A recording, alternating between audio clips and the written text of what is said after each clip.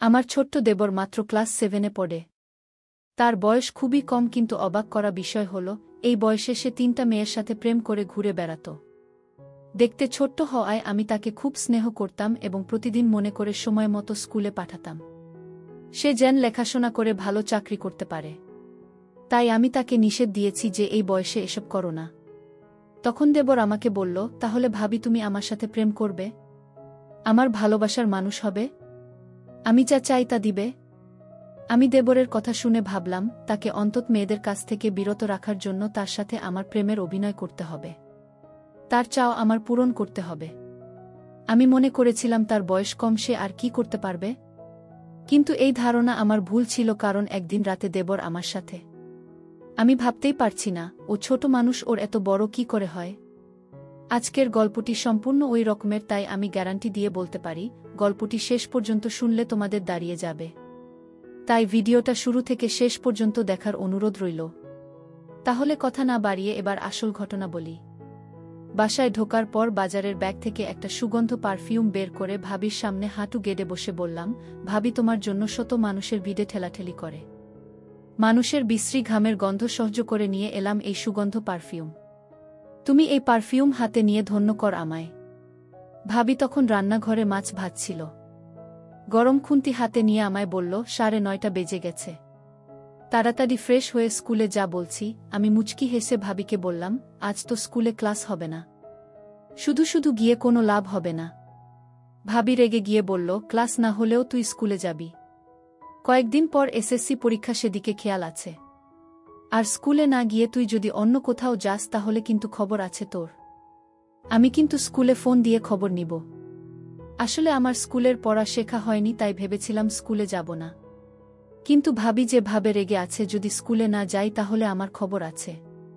তাই বাধ্য হয়ে স্কুলে গেলাম। স্কুল থেকে বাসায় আসতে আসতে বিকেল হয়ে গেল। ভাবি আমার কাছে এসে বলল, তুই টিফিনে খেতে এলি না কেন? স্কুলের পাশেই তো, বাসা খেয়ে গেলে কি সমস্যা হতো? আমি ভাবি থেকে একটু সরে গিয়ে মাথাটা নিচু করে বললাম, বন্ধুদের সাথে বাইরে খেয়ে ফেলেছিলাম। ভাবি আমার দিকে রাগী চোখে তাকিয়ে বলল, তুই আমার কাছে আয় তো। আমি ভাবি থেকে আরও সরে গিয়ে বললাম, তোমার কাছে কেন? ভাবি আমার কাছে এসে আমার গালে সজোরে একটা থাপ্পড় মেরে বলল, তুই আবারও সিগারেট খেয়েছিস? সারা শরীর থেকে সিগারেটের গন্ধ বের হচ্ছে। তুই না আমায় কথা দিয়েছিস আর কখনো সিগারেট খাবি না? আমি কিছু না বলে মাথা নিচু করে দাঁড়িয়ে রইলাম।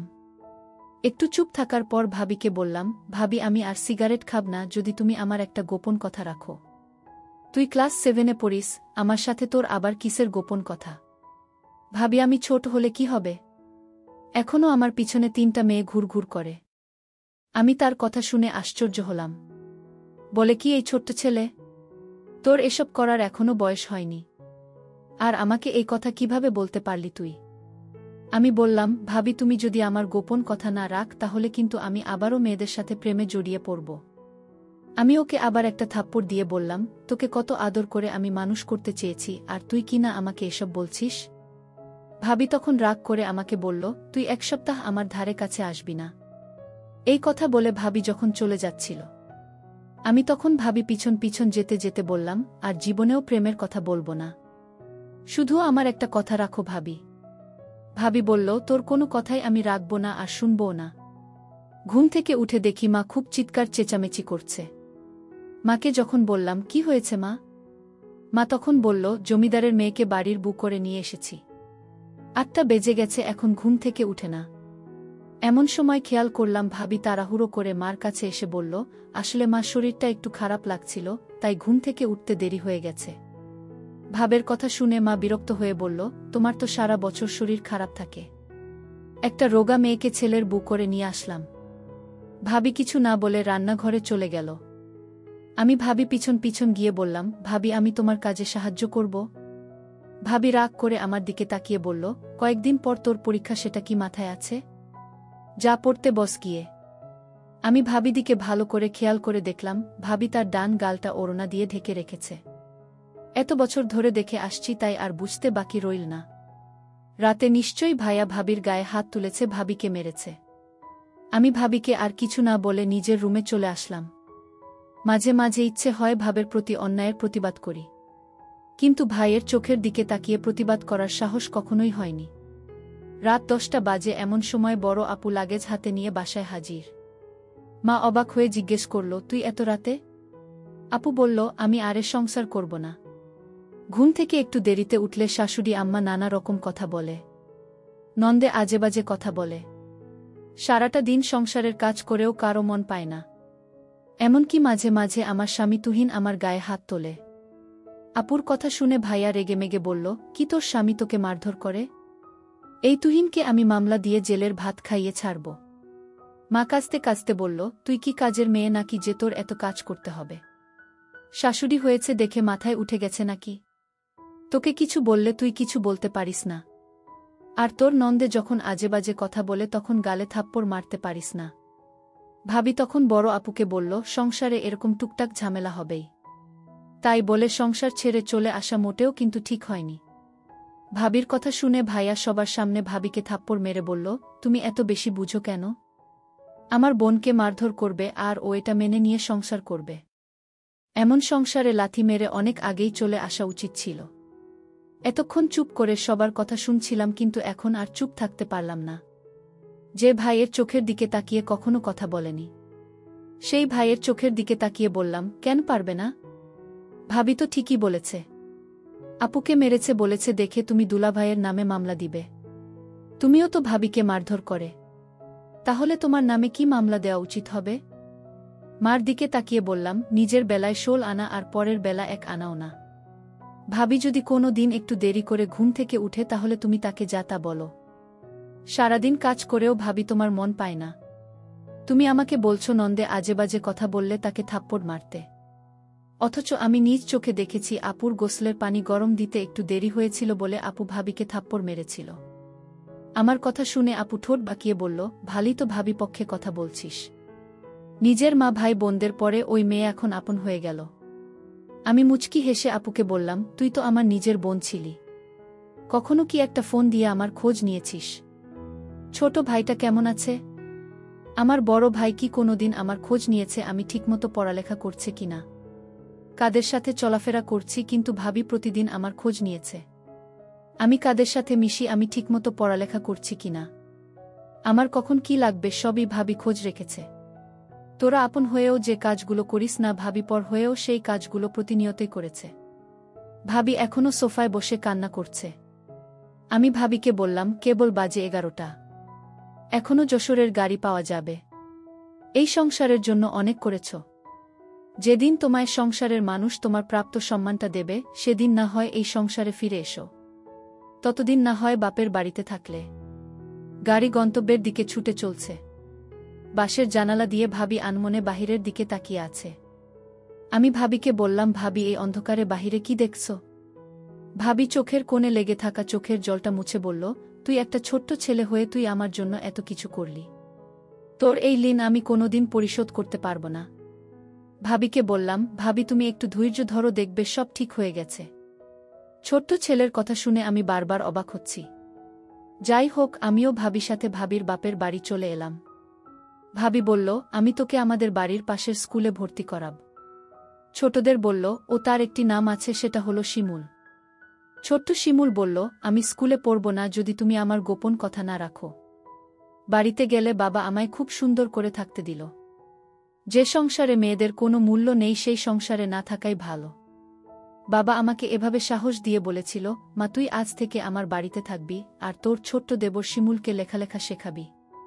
পরদিন আমার ছোট্ট শিমুলকে স্কুলে ভর্তি করে দিলাম। সে স্কুলে প্রতিদিন যেত। আমি মাঝে মাঝে খোঁজ খবর নিতাম শিমুল কি আসলে ভালো করে লেখালেখা করছে নাকি উল্টাপাল্টা কোনো কিছু করছে। কিছুদিন স্কুলে ভালো করে লেখালেখা করতে শুরু করল। কিছুদিন পর দেখলাম আমার ছোট্ট দেবর শিমুলের পরিবর্তন। সে ঠিকমতো খাওয়া দাওয়া করে না, রাতে পড়ালেখা করে না। আমি তাকে কিছু না বলে আমি তার মনের ভিতর কি চলছে তা জানতে আমি তার স্কুলে লুকিয়ে যেতাম। কিন্তু স্কুলে একদিন লুকিয়ে গিয়ে যা দেখলাম তা দেখে আমার মাথায় মনে হয় আগুন ধরে গেল। এই ছোট্ট ছেলে এই বয়সে 3টা মেয়ের সাথে প্রেম করে ঘুরে বেড়াচ্ছে, আমি তা দেখে অবাক হয়েছিলাম। আমি আজ সিদ্ধান্ত নিলাম শিমুল বাড়িতে আসলে আজ তাকে জবাবদিহি করতে হবে। এই বয়সে এসব করা কি ঠিক?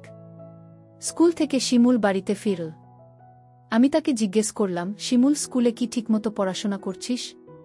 শিমুল বলল, ভাবি কি যে বলো, আমি আজ সাপ্তাহিক পরীক্ষায় ফার্স্ট হয়েছি। আমি মনে মনে বললাম, আহা বোকা ছেলে, তুই আমাকে বোকা বানিয়ে ফেলতে চাইছিস। শিমুল, তুই আমার কাছ থেকে কিছু লুকানোর চেষ্টা করবি না। আমি কিন্তু সব জানি। ভাবির কথা শুনে আমার গলাটা শুকিয়ে গেল। আমি বললাম, ভাবি, আমি কি তোমার সাথে মিথ্যা কথা বলতে পারি? আচ্ছা শিমুল, তুই আজ আমার সাথে এত বড় মিথ্যা কথা বলতে পারি? তুই, তোর বিষয় আমি জেনেছি, তুই এই বয়সে প্রেম করে ঘুরে বেড়াস, তাও একজনের সাথে না, 3 জনের সাথে। আমি আজ নিজ চোখে দেখেছি তুই মেয়েদের সাথে বসে গল্প করছিস। আমার চোখে তুমি ফাঁকি দিতে পারবি না শিমুল। শিমুল, আমি তোকে নিয়ে অনেক স্বপ্ন দেখি। তুই এখন এসব করলে তো তোর জীবনটা নষ্ট হয়ে যাবে। শিমুল আমাকে বলল, ভাবি, আমি জানি না আমার রাতের শরীর কেমন লাগে। আমি শিমুলের কথা শুনে বুঝতে পারলাম ওকে এই প্রেম করা থেকে বাঁচাতে হলে আমার তার সাথে কিছু অভিনয় করতে হবে। তার ইচ্ছা আমার পূরণ করতে হবে।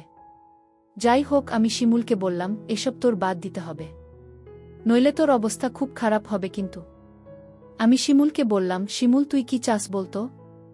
যদি আমার কাছে থাকে তাহলে আমি তোকে দিব। শিমুলের মুখে হাসি ফুটে উঠল আমার এই কথা শুনে।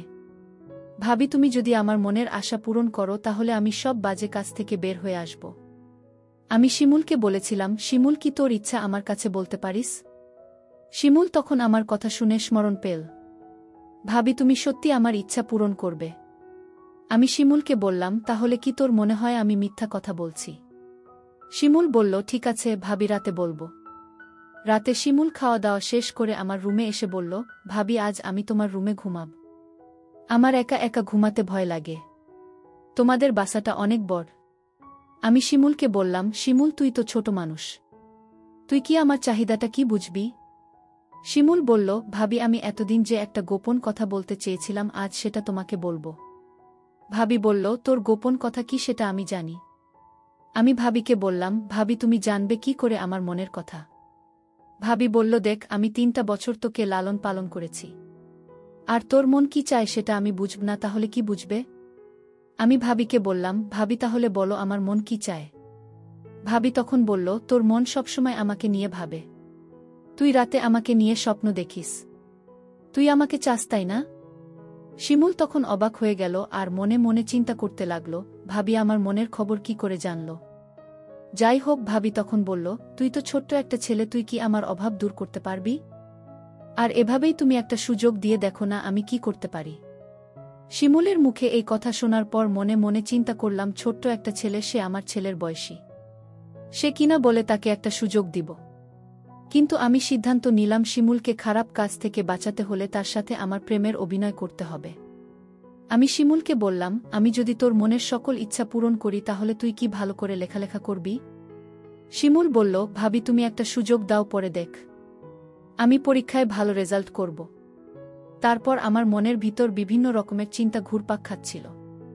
এটা কি ঠিক হবে? আমি তো খারাপ কিছু করছি না। আমি বরং শিমুলকে মেয়েদের কাছ থেকে দূরে রাখার জন্য আমি তার সাথে অভিনয় করে যাচ্ছি। আমি শিমুলকে বললাম, শিমুল, আজ তোর মনের ইচ্ছা পূরণ করব। তুই আজ রাতে আমার কাছে যা চাইবি তাই পাবি। ঠিক তখনই শিমুলের বাবা, মানে আমার শ্বশুর, ফোন করে বলল, বৌমা, তোমার শাশুড়ি খুব অসুস্থ, তুমি তোমার শাশুড়ি আমাকে ক্ষমা করে দাও, আর তুমি তাড়াতাড়ি বাড়িতে ফিরে এসো। আমার স্বামী আমাকে নিতে আসে। আমার স্বামী আমার কাছে ক্ষমা চাইল। আমি তাকে ক্ষমা করে দিলাম এবং আবার আমার স্বামীর বাড়িতে চলে আসলাম। এদিকে শিমুল বলল, ভাবি, আমার মা অসুস্থ ছিল, তাই আর হলো না। আজ কিন্তু কোনো বাধা আমি মানব না। ভাবি বলল, তোর ভাই কাল শহরে চলে যাবে, তারপর দেখা যাবে তুই কত পারিস। বন্ধুরা, আজ অনেক রাত হয়ে গেছে, সেজন্য বাকি গল্পটা বলতে পারলাম না। এই গল্পের বাকি অংশ আগামীকাল তোমাদের প্রিয় সামিয়া ব্লগ চ্যানেল